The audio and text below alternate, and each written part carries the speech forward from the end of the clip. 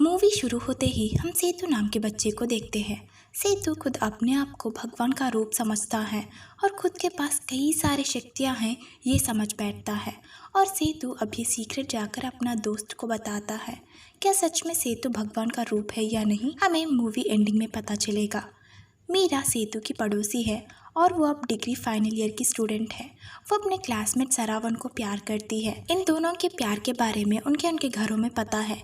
सरावन के पढ़ाई के बाद अच्छी नौकरी मिलने पर दोनों की शादी करने का सोचते हैं उनके पेरेंट्स। एक दिन मीरा जाकर अपने माँ से कहती है कि उसकी पीरियड्स डेट आने पर भी उसे पीरियड्स नहीं हुआ। ये सुनते ही उसकी माँ उससे पूछती है कि पीरियड डेट कब है, तो वो कहती है कि 4 दिन हो रही है, फिर भी पीरियड्स नहीं हुआ।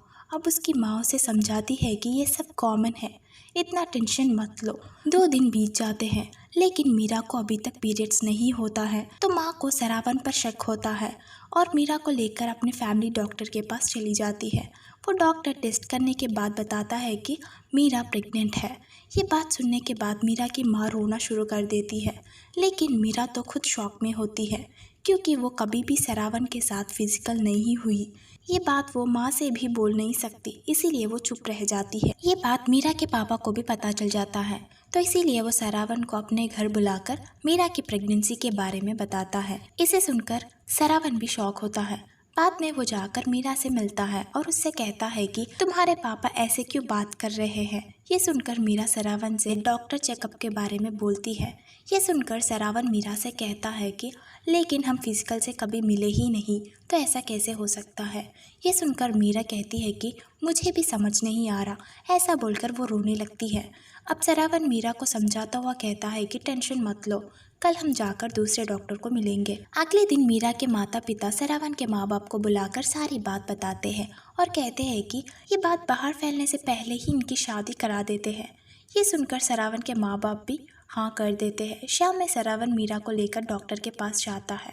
वो डॉक्टर सारे टेस्ट करने के बाद वो बोलता है कि मीरा प्रेग्नेंट है। ये सुनकर दोनों के होश उड़ जाते हैं। फिर सरावन मीरा से कहता है कि कल हम जाकर फेमस गायनेकोलॉजिस्ट से मिलेंगे। वो मीरा को समझाकर उसे घर पर छोड़ देता है। अगले दिन सरावन मीरा को लेकर फेमस गायनेकोलॉजिस्ट वलियम्मा के पास ले जाता है। ये दोनों सारी बात उसे बताते हैं, तो वो उन्हें famous multi speciality hospital address देकर कल उधर आने के लिए कहती है। अगले दिन वो वहाँ पर जाते हैं। वहाँ पर डॉक्टर रामचंद्रन मीरा के टेस्ट करते हैं और बाद में वो कहते हैं इसके रिपोर्ट्स 2 या 3 दिन में आएंगे, तब मैं खुद आपको बुलाऊंगा, तब तुम आ जाना। दूसरी तरफ सरावन और मीरा के घर वाले शादी की तैयारियों में रहते हैं। 2 दिन के बाद सरावन को हॉस्पिटल से कॉल आता है। उसे बताया जाता है कि आप दोनों तुम्हारे घर वालों के साथ जल्द से जल्द हॉस्पिटल आ जाना। ये सुनने के बाद दोनों परिवार वाले हॉस्पिटल जाते हैं। डॉक्टर रामचंद्रन उन सबको मीरा की कंडीशन के बारे में बताता हुआ कहता है कि कुछ बॉडी फंक्शंस और उसकी स्ट्रक्चर के वजह से बिना सेक्स ही प्रेगनेंसी हो जाता है।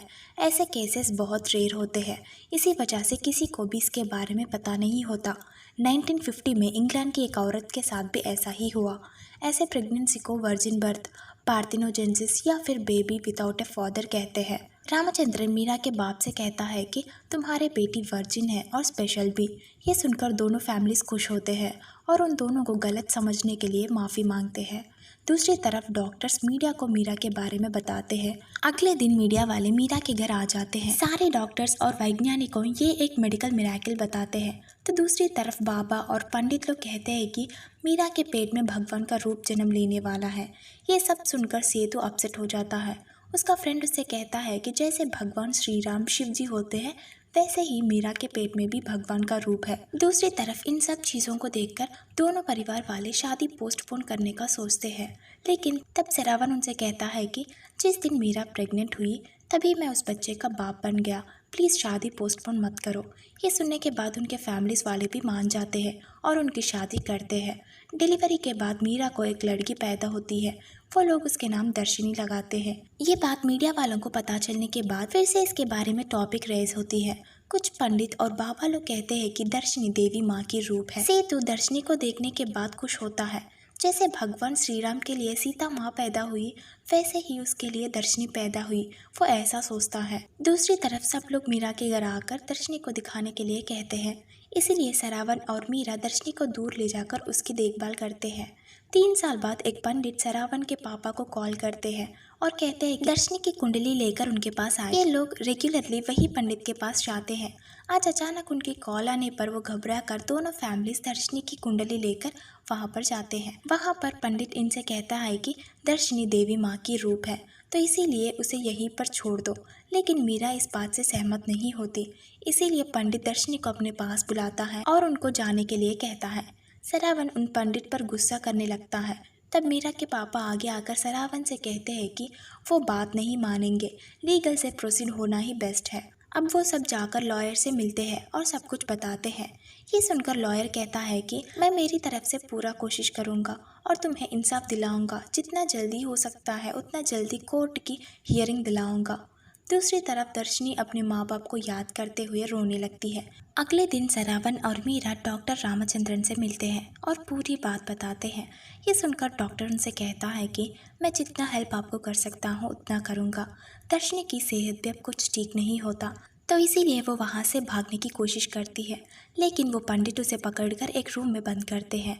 सरावन अब जाकर लॉयर से मिलता है। वहाँ पर उसे पता चलता है कि वो एक पंडित ही नहीं बल्कि कई सारे पंडित मिलकर कोर्ट में पिटीशन लगाते हैं कि दर्शनी अब उनकी है। ये बात सुनकर सरावन की होश उड़ जाते हैं। लॉयर कहता है कि अब उनकी केस बहुत वीक हो चुकी है और वो उनकी मदद नहीं कर सकता।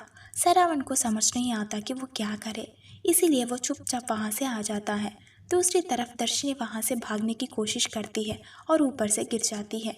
ये देखकर उसे हॉस्पिटल ले जाया जाता है। वहाँ पर डॉक्टर्स दर्शनी की चेकअप करते हैं और उनसे कहते हैं कि गिरने की वजह से बहुत सारा खून बह चुका है, इसीलिए वो अब बेहोश है।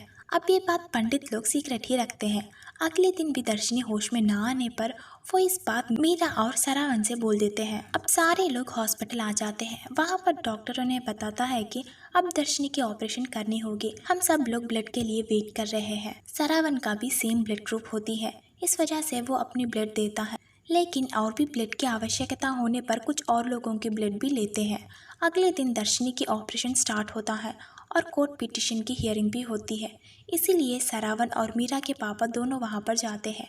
दर्शनी हॉस्पिटल में है, ये बात मीडिया वालों को पता चल जाती है। अब जज सारे पिटीशन चेक करता है और दर्शनी के हालात के बारे में भी सोचकर कहता है कि दर्शनी देवी माँ की रूप है या नहीं वो मुझे नहीं पता। अगर वो देवी माँ भी होगी तो भी उसे उसके माँ बाप के पास ही रहना होगा। किसी बच्चे को अपने माँ बाप से अलग करने का राइट किसी के पास भी नहीं है। दूसरी तरफ ऑपरेशन सक्सेस होता है। थोड़ी ही देर में दर्शनी अपने पेरेंट्स से बात करने लगती है।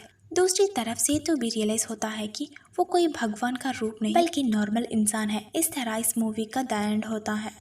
तो ये है फ्रेंड्स आज की एक्सप्लेनेशन। अगर आपको मेरी एक्सप्लेनेशन थोड़ी भी पसंद आए तो प्लीज़ चैनल को सब्सक्राइब करना और अपने दोस्तों के साथ ये वीडियो शेयर करना।